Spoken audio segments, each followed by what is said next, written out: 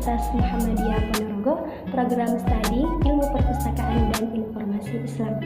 Nah, sama seperti video sebelumnya, di sini saya akan merusung kembali materi usul fiqh yang membahas tentang lafaz dalam Al-Quran dan Sunnah, yaitu mutlak dan muqayyad, zahir dan kafi, dan yang terakhir yaitu dalalah, mantuk dan mafhum. Pengertian mutlak dan muqayyad.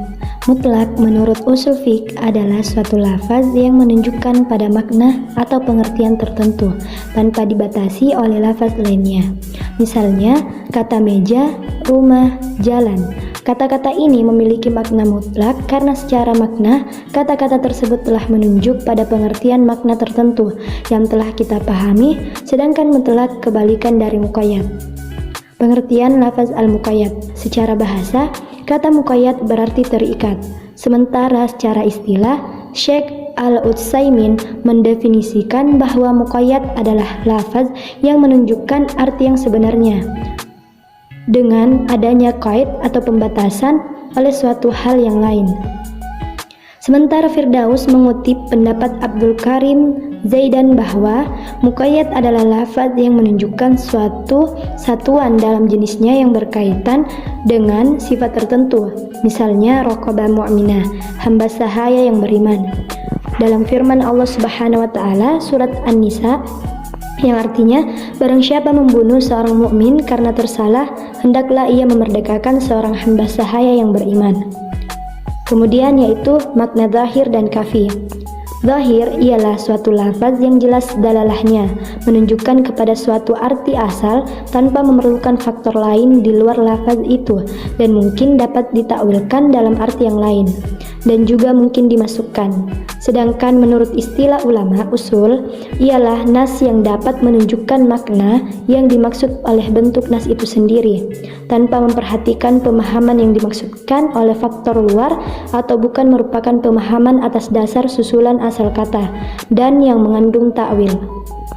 Kafi ialah suatu lafaz yang terang maknanya secara lahiriah, tetapi pemakaiannya kepada sebagian afradnya tidaklah mudah atau sulit, memerlukan pemikiran yang mendalam. Menurut ulama usul, kafi ialah lafaz yang dapat menunjukkan artinya dengan jelas, namun untuk menetapkan arti kata itu kepada satu-satu lainnya merupakan sesuatu yang samar dan tidak jelas, dan untuk menghilangkan kesamaran dan ketidakjelasan itu diperlukan upaya berpikir secara mendalam. Kemudian dalalah. Secara umum, dalalah berarti memahami sesuatu atas sesuatu. Kata sesuatu yang disebutkan pertama disebut madlul, berarti yang ditunjuk. Adapun hubungannya dengan hukum yang disebut madlal adalah hukum itu sendiri. Kata sesuatu yang kedua disebut dalil, bermakna yang diberi petunjuk. Dalam kaitannya dengan hukum, dalil itu disebut dalil hukum. Dan yang terakhir yaitu mantuk dan mafhum. Mantuk adalah lafal yang hukumnya memuat apa yang diucapkan makna tersurat. Sedang mahfum adalah lafal yang hukumnya tergantung dalam arti dibalik mantuk, makna yang tersirat. Menurut kitab Mabadiul Awaliyah, mantuk adalah sesuatu yang ditunjukkan oleh suatu lafaz dalam tempat pengucapan, sedangkan mahfum adalah sesuatu yang ditunjukkan oleh suatu lafaz tidak sedalam tempat pengucapan. Jadi mantuk adalah pengertian yang ditunjukkan oleh lafaz di tempat pembicaraan, dan mahfum ialah pengertian yang ditunjukkan oleh suatu lafaz tidak dalam tempat pembicaraan, tetapi dari pemahaman terdapat ucapan tersebut.